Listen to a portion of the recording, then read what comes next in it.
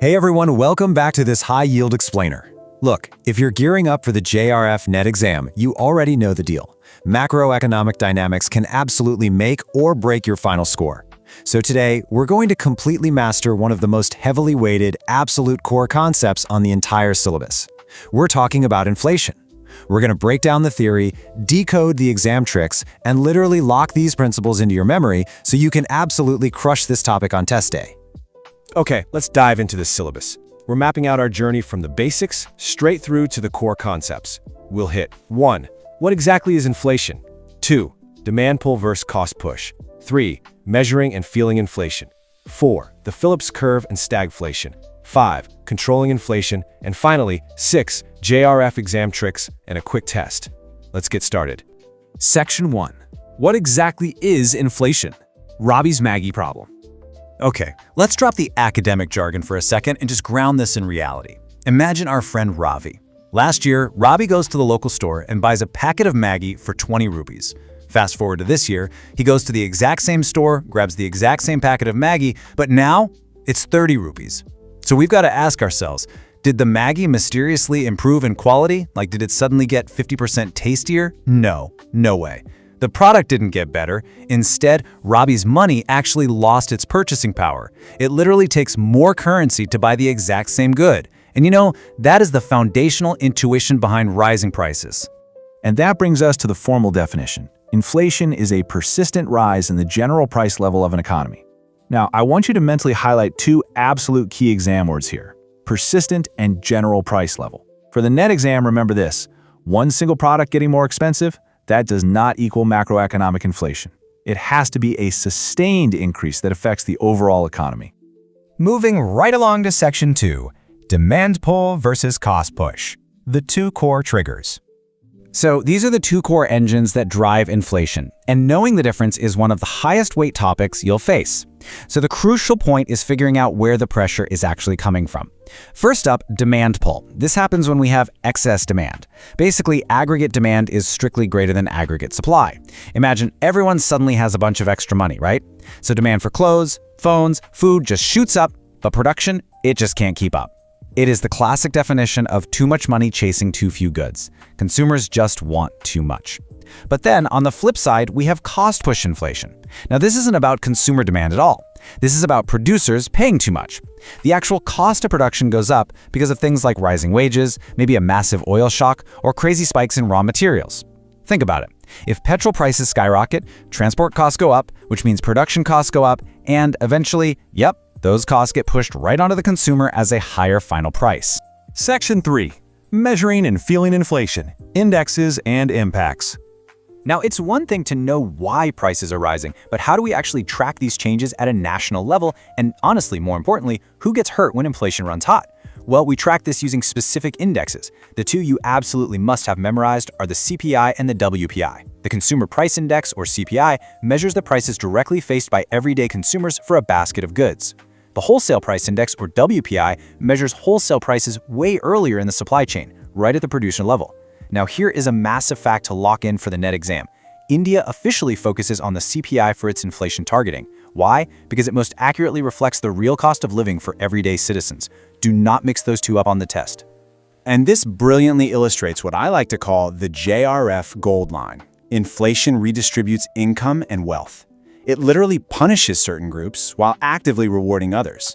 The clear losers here? The fixed income people. We're talking pensioners in the salary class. Why? Because their incomes stay exactly the same while their purchasing power just evaporates month after month. But the winners?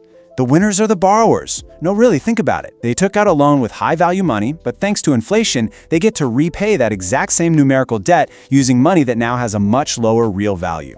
It's a pretty wild dynamic. Section 4. The Phillips Curve and Stagflation, the JRF core macro concepts. All right, we are officially entering level 2. I need you to pay extremely close attention here because these are some of the most frequently asked macroeconomic concepts on the entire exam. The core idea here is the relationship between inflation and unemployment. The original Phillips curve dictates an inverse relationship. It's usually drawn as this downward sloping curve. And the logic is pretty elegant, actually. When an economy is booming, demand goes up, production goes up, and hiring goes up. That means lower unemployment. But because the economy is running so hot, prices inevitably follow, giving us higher inflation. Conversely, if you want lower inflation, it usually comes with the painful cost of higher unemployment. Now, what's really interesting about this next concept is that sometimes reality just completely breaks our best economic models. Enter stagflation. This is a devastating combination of stagnation and inflation. Think back to the 1970s oil crisis. A massive supply shock caused production costs to just skyrocket, and economies stalled out. The result? Terribly high inflation and terribly high unemployment at the exact same time. This absolutely broke the rules of the original Phillips Curve. It proved that, yeah, you can actually suffer from severe economic stagnation and rampant inflation all at once. In the wake of these shifting models, we really can't ignore the monetarist view. Milton Friedman famously said, "Inflation is always and everywhere a monetary phenomenon." Now, for exam purposes, the takeaway here is super strict and simple. Too much money supply causes inflation. Monetarists believe that if you control the money supply, you control the inflation, period. So if you're taking the test and you see the phrase money supply linked to the cause of inflation, they are definitely looking for you to explicitly identify the monetarists. Section 5. Controlling inflation. Policy weapons. Okay, so once an economy is overheating, what macro-level solutions do the authorities actually have to cool things down? You've got to clearly contrast two distinct toolkits here. On one side, we have monetary policy, and this is completely controlled by the central bank. To fight inflation, the central bank will jack up interest rates and actively reduce the money supply. Now, on the other side, we have fiscal policy. This toolkit is wielded entirely by the government.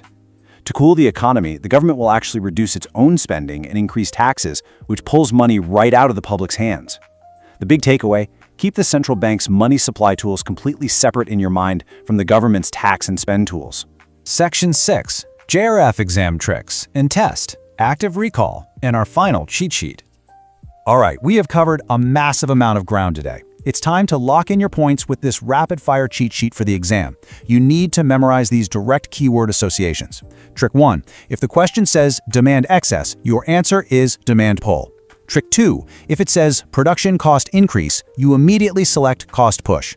Trick 3. If they describe a scenario with high inflation plus high unemployment, boom, you're dealing with stagflation. And trick 4. Any mention of money supply theory driving inflation, that points straight to the monetarists.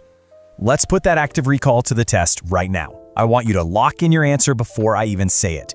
Question 1. Demand pull inflation occurs due to A. Falling demand, B. Excess demand, C. Low wages, or D. Imports. Take a second. Okay, if you remembered trick 1, you know for sure the answer is B. Excess demand. Let's move on and see how this builds in question 2. Stagflation means A. Low inflation, B. High growth, C. High inflation plus high unemployment, or D. Deflation. Mentally lock in your choice. Remember that broken Phillips curve from the 1970s? Yep, the answer is C. Both high inflation and high unemployment simultaneously. All right, final question. Let's bring it home. Question 3. According to monetarists, inflation is mainly caused by A. Technology, B. Taxes, C. Money supply, or D. Population. Got it? The answer is C. Money supply. So, did you get 3 out of 3? If you did, you are well on your way to absolutely crushing this topic on the JRF NET exam. If you hesitated on any of these, no worries. Just jump back and review this explainer one more time to really solidify those connections. Because honestly, understanding macroeconomic dynamics isn't just about rote memorization, it's about seeing how the whole puzzle fits together. So knowing what you know now about how inflation redistributes wealth and rewrites the basic rules of the economy, ask yourself this: if controlling the money supply is the ultimate cure for inflation, why do governments ever risk printing more during a crisis? Think about that. Keep studying, stay focused, and I'll see you in the next one.